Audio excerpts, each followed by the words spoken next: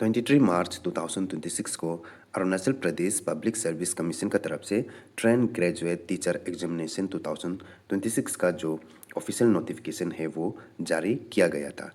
अब हम यहाँ पे ट्रेन ग्रेजुएट टीचर कहे तो उसको हम शॉर्ट फॉर्म में टीजीटी करके जाना जाता है। अगर आप यहाँ पे एलिजिबल होके क्वालिफाई कर पाता है बोलने से आपका सैलरी यहाँ पे हो सकता है 44,900 से लेकर के 1,42,400 तक आपका सैलरी जो है कि जा सकता है। अब यहाँ पे हम कितना वैकेंसी है उसको हम कुल मिला के कहे, यहाँ पे आपको देखने को मिलेगा 389 वैकेंसी आपको यहाँ पे देखने को मिल जाएगा। और हम और भी इस एडवर्टाइजमेंट इस नोटिफिकेशन को गो थ्रू करते हैं कि कितना कितना पोस्ट है, कौन कौन से सब्जेक्ट में है, कितना रिजर्व है, कितना अनरिजर्व है, वो सारा चीज़ को हम यहाँ पे देखने वाला है। जैसे कि हम यहाँ पे देखा जाए तो टीजीटी इंग्लिश में आपको कुल मिला के टोटल 36 वैकेंसी है। उनमें से 28 आपका एपीएसटी कैंडिडेट के लिए रिजर्व रहेगा और 8 सीट जो है कि अनरिजर्व रहेगा, जहाँ पे कोई भी कैटेगरी का इंसान यहाँ पे कम्पिटिटिव में आ सकता है।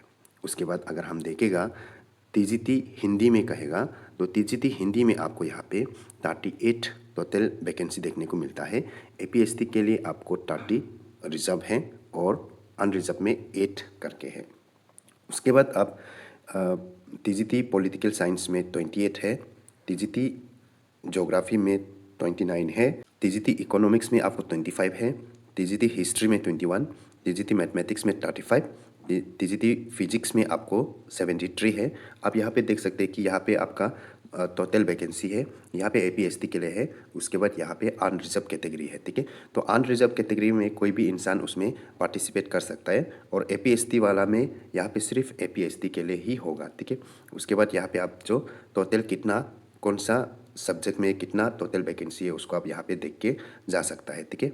उसके बाद टीजीटी केमिस्ट्री में आपको 47 वैकेंसी, 37 आपका एपीएसटी के लिए, 10 आपका अनरिजर्व कैटेगरी। टीजीटी बायोलॉजी में आपको यहाँ पे 28 और आपका टीजीटी बिजनेस एडमिनिस्ट्रेशन में आपको 6 और टीजीटी अकाउंटेंसी में 6, टीजीटी एग्रीकल्चर में आपको 10, उसके बाद टीजीटी हॉर्टिकल्चर में आपको 7। तो कुल मिला के आपको यहाँ पे टोटल 389 वैकेंसी आपको यहाँ पे देखने को मिलता है। उनमें से आपको 305 जो है कि एपीएसटी कैंडिडेट के लिए रिजर्व रहेगा और उनमें से 84 वैकेंसी जो 84 सीट जो है कि आपका अनरिजर्व कैटेगरी में रखा गया है, ठीक है। उसके बाद आपको ये अप्लाई करने के लिए आपको एपीसीएस का जो ऑफिशियल वेबसाइट है वहाँ पे जाना होगा। आपको वहाँ पे जाके एक वन टाइम रजिस्ट्रेशन, जिसको हम ओटीआर करके जानता है, वो करना रहेगा। इनकेस आपने कभी एपीसीएस का वेबसाइट में जाके कभी कोई भी जॉब के लिए वहाँ पे आपने कभी अप्लाई किया था, ऐसा कुछ होने से आपका ऑलरेडी ये वन टाइम रजिस्ट्रेशन बन के होगा। आपको आईडी वगैरह पता नहीं है तो आप वहाँ पे पोरकोड करके आप रिकवर कर सकता है। और वन टाइम रजिस्ट्रेशन एक बार सिर्फ बनता है एक इंसान के लिए, तो वो बार बार नहीं बनता है, ठीक है। और वो आपको करना रहेगा। वेबसाइट का एड्रेस आपको यहाँ पे appsc.gov.in है, जिसको आप मेरा इस वीडियो को यूट्यूब में देख रहे हैं तो आपको डिस्क्रिप्शन बॉक्स पर इसका लिंक मिल जाएगा, तो आप उसके थ्रू भी जा सकता है, ठीक है। और इसका अप्लाई करने का डेट आपको देखा जाने से 26 मार्च से आपका शुरू हो गया था और इसका लास्ट डेट रहेगा आपका 27 अप्रैल 2026। अगर आप इसको एलिजिबल है, इंटरेस्टेड है, देन आप इसको ज़रूर से लास्ट डेट आने से पहले अप्लाई कर लीजिए। और इसके लिए आपका कुछ जो आपका एलिजिबिलिटी क्राइटेरिया है वो आप देख सकता है। आपका मिनिमम आपका क्या होना पड़ेगा, ग्रेजुएट होना पड़ेगा मिनिमम आपका सेकेंड क्लास से। बैचलर डिग्री आपका आर्ट्स से हो, साइंस से हो, कॉमर्स से हो, वो आप अपना हिसाब से देख सकते हैं। और आप जिस भी कॉलेज से ग्रेजुएशन किया है वो एक आपका रिकॉग्नाइज यूनिवर्सिटी का अंदर एफिलेटेड होना पड़ेगा। वैसे भी आजकल बहुत ज़्यादा फेक यूनिवर्सिटीज़, फेक कॉलेजेस वगैरह बहुत सारा देखने को मिलता है। आपका उसका अंदर में फेक वाला में नहीं आना चाहिए, ठीक है। उसके बाद आपको ग्रेजुएशन के साथ साथ और एक आपको डिग्री चाहिए वो है बीएड। बीएड बोल के यहाँ पे क्लियर कट मेंशन है, बीएड बोल के आपका जनरल वाला बीएड होना पड़ेगा। जैसे कि पिछली बार क्या हुआ था कि पीजीटी का जब एडवर्टाइजमेंट दिया था उसमें ऐसा वैसा कुछ भी मेंशन नहीं किया गया था, जिसके कारण काफ़ी सारे जो बीएड बोलने से भी उसमें फिर एक जनरल वाला बीएड होता है, एक स्पेशल बीएड होता है, तो उसमें काफ़ी सारे स्पेशल बीएड वाला भी अप्लाई करके कर दिया था और उसको बाद में इन एलिजिबल वगैरह भी कर दिया गया था। तो वो सब चीज़ को नहीं होने के लिए यहाँ पे क्लियर कट मेंशन है कि आपका बीएड जनरल होना पड़ेगा। और आपका बीएड भी आजकल इतना सारा बीएड कॉलेजेस होता है, आपका बीएड जो है कि आपका यहाँ पे रिकॉग्नाइज होना पड़ेगा, एनसीटीई से रिकॉग्नाइज होना पड़ेगा। और यहाँ पे मेंशन है कि ओनली जनरल बीएड करके, ठीक है। तो इस तरह से मेंशन कर देना चाहिए। कमीशन वाला पिछली बार पीजीटी वाला में ये सब मेंशन नहीं करके बहुत बड़ा ब्लंडर मिस्टेक कर दिया गया था, जिसको अभी यहाँ पे हम क्लियर कट देखने को मिल सकता है कि यहाँ पे वो उस गलती को सुधारा है करके, ठीक है। उसके बाद हम इसका और भी मतलब देखेगा, जैसे कि जब आप इसका सिलेक्शन मेथड को देखेगा तो आपका एक तो रिटन एग्जामिनेशन होगा, दूसरा आपका वाइवा और क्लासरूम टीचिंग का होगा। यहाँ पे आपको कुल मिला के 500 मार्क्स का होगा। आपका एग्जामिनेशन जो है कि 500 मार्क्स का होगा। उनमें से आपका general English, general studies, aptitude and pedagogy जो ऑब्जेक्टिव टाइप क्वेश्चंस होगा, उसमें आपको 150 मार्क्स का क्वेश्चंस देखने को मिल जाएगा। उसके बाद आपको कंसर्न सब्जेक्ट, आपका जो भी सब्जेक्ट से आपने ग्रेजुएशन किया है, जैसे कि मान लो कि मैंने हिस्ट्री से ग्रेजुएशन किया तो वो मेरा कंसर्न सब्जेक्ट है, तो हिस्ट्री सब्जेक्ट से आपका 300 मार्क्स का होगा। इनकेस आप जो अकाउंटेंसी का है देन आपका अकाउंटेंसी में 300 मार्क्स का क्वेश्चंस रहेगा। हिंदी का है तो हिंदी का 300 मार्क्स का रहेगा।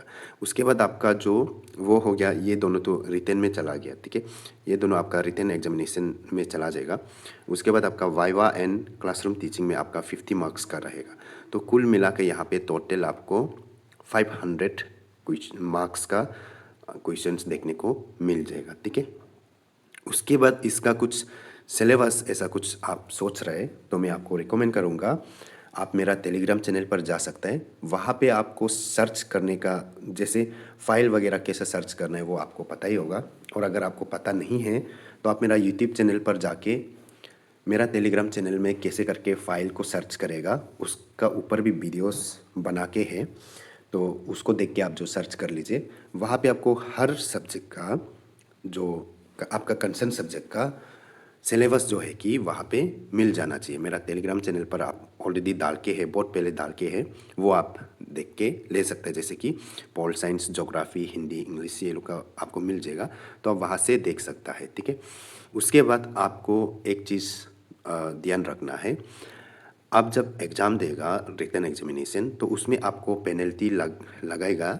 जो आप रॉन्ग आंसर करेगा उसका आपको नेगेटिव मार्किंग देखने को मिलेगा 1/6 और इच रॉन्ग आंसर के लिए आपको पेनल्टी लगेगा। तो इस चीज़ को भी आपको ध्यान में रखना है, ठीक है। उसके बाद हम अगर एज लिमिट का बात करेगा तो आपका एज लिमिट होना पड़ेगा मिनिमम आपका 21 ईयर्स होना पड़ेगा, उससे कम नहीं होना है।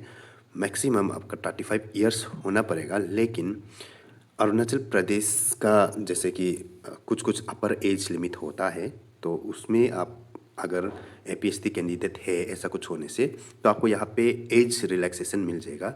तो एज रिलैक्सेशन 35 में आप 5 ईयर्स का एज रिलैक्सेशन मिलता है, तो उसको आप प्लस करने से आपका 40 ईयर्स, तो हम मान के चल सकते हैं कि आपका 21 ईयर्स से लेकर के 40 ईयर्स तक आप एलिजिबल है। उसका बीच में अगर आपका एज जो है कि गिरता है 21 to 40 के बीच में गिरता है, तो आपको एज यहाँ पे आराम से एलिजिबल हो जाएगा एज लिमिट में, ठीक है।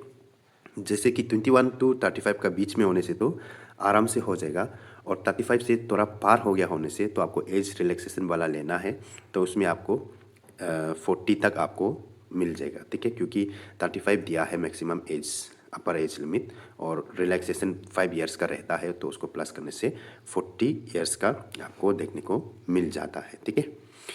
उसके बाद आपका जो इसका टीजीटी एग्जामिनेशन का डेट दिया गया है 12 जुलाई 2026 को डेट दिया गया है।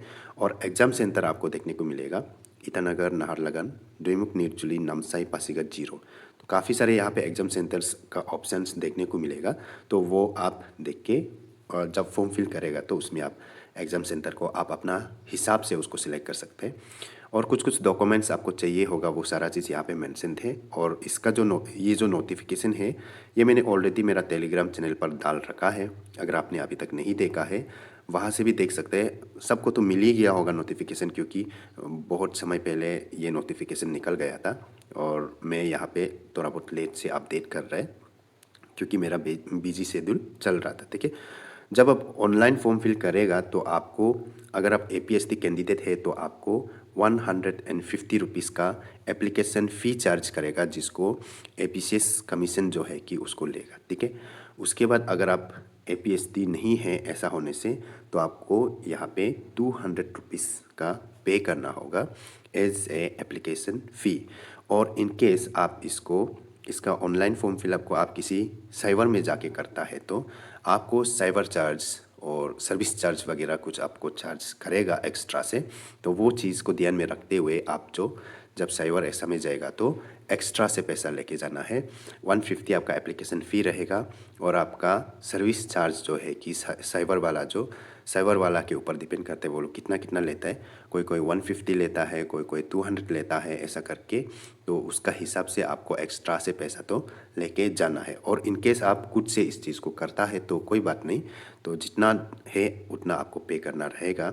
लेकिन आप किसी और को करवाता है, किसी साइबर पे जाके करवाते हैं तो आपको एक्स्ट्रा पे करना रहेगा। तो उस हिसाब से आपको आपका पैसा भी लेके जाना है। ठीक है, और आपका लास्ट डेट फिर से रिमाइंड कर दूँ, 27 अप्रैल 2026 का 1 बजे तक आपका पोर्टल ओपन रहेगा। तो उसको आप देख करके क्या करना है, अप्लाई कर लेना है। ठीक है, और जितना भी डॉक्यूमेंट्स रिक्वायर है वो सारा चीज़ यहाँ पे मेंशन थे।